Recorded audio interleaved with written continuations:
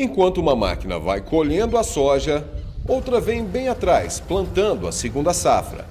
Já é natural o giro da soja acontecer com o plantio do milho, mas em Goiás, o sorgo vem ganhando cada dia mais espaço.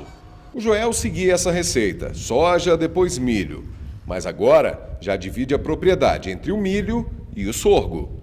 Nós dividimos assim, pela área que nós aluga e é por ano.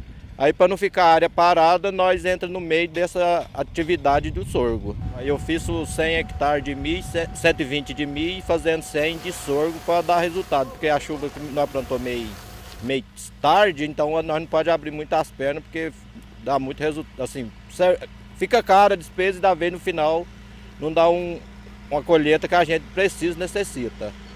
O sorgo é uma planta mais rústica, que não depende de tanto manejo. Por isso, acaba sendo uma cultura um pouco mais simples. A demora no início do plantio da safra, devido ao grande período de seca no fim de 2017, diminuiu a janela para o plantio da safrinha, o que fez muitos produtores optarem pelo sorgo. O sorgo é uma cultura alimentar aproveitada em várias partes do mundo. Na Ásia e na África, por exemplo, ele é utilizado inclusive na alimentação humana. Nos Estados Unidos, na Austrália e aqui na América do Sul, ele é utilizado exclusivamente na alimentação animal. Goiás é hoje o maior produtor de sorgo do país. Cerca de 50%, metade da produção nacional, saem das lavouras goianas. Essa propriedade, por exemplo, são quase 200 hectares e toda a safrinha vai ser feita com sorgo. Ele precisa de um pouco menos de chuva, então tudo isso me leva a plantar o sorgo. Porque o milho, o investimento é maior, né? Ele é uma planta mais sensível. Então a experiência que eu já tive não foi boa e também vendo a região, né? A gente sempre usa de parâmetros, coisas boas e ruins. É que o vizinho plantou, não deu certo, então a gente tem que pegar sempre esses parâmetros e usar, né, na prática nossa aqui do dia a dia. Então a gente vai optar pelo sorgo de novo, que o investimento é menor, a rentabilidade menor, mas é mais seguro. Outro fator que tem chamado a atenção dos produtores é o custo-benefício. O custo de produção total chega a ser 50% mais baixo em comparação com o milho. E o valor de venda pode chegar a até 70% do valor do milho. O sorgo ele é bem mais rústico, né? Então, chover um pouquinho ele vai, ele é mais imune a um monte de doenças, etc.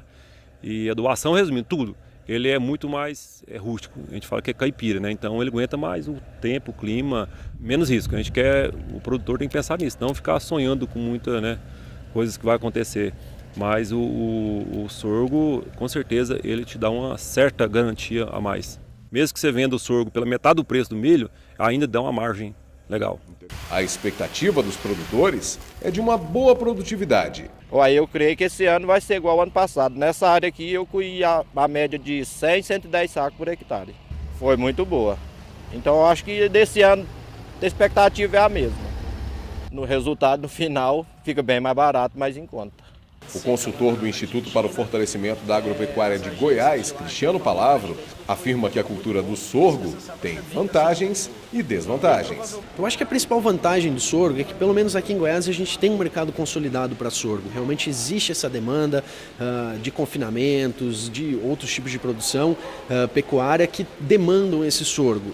E ele tem essa vantagem de ser um produto com custo bem mais baixo que o milho. Então você está apostando numa cultura que, se tiver perdas, as suas perdas vão ser relativamente menores e as produtividades dele trabalham ali dentro de uma margem que é possível sim obter uma renda mesmo numa situação um pouco mais crítica de clima. Então esse menor risco, esse menor custo é o que leva muitos produtores a optarem pelo sorgo. No lado da desvantagem, muitos produtores não gostam do sorgo pelas características de alelopatia que ele tem com a soja. Então, a pesquisa fala nisso. O sorgo ele tem que ter alguns cuidados para as áreas de soja implementadas logo após o sorgo, né? Depois ali da entre-safra, entrando com o sorgo. Mas ele é um produto sim que tem viabilidade. Goiás é o maior produtor por existir um mercado que demanda muito aqui dentro do estado. Então é uma cultura que é uma boa alternativa para substituir o milho. Mas os números comprovam que o produtor de Goiás que apostar no sorgo deve ter bons lucros. A produtividade média aqui no estado gira em torno de 3.400, 3.500 quilos por hectare. O preço dele hoje está girando em torno de R$20. Esse preço deve cair quando a safrinha começar a ser colhida, mas a gente tem uma expectativa, isso vale para o milho e para o sorgo, que o preço não vai recuar aos patamares que a gente viu no ano passado, preços voltando aí a R$16, R$17 no caso do milho. O sorgo caminha sempre com um preço em torno de 70% do mercado de milho. No ano passado a gente viu em alguns momentos esse 70% chegar até 80% do preço do milho. Por isso também que leva uma maior atratividade dos produtores em investir nessa cultura, já que um preço até parecido com um custo bem menor pode trazer uma renda bem melhor, né?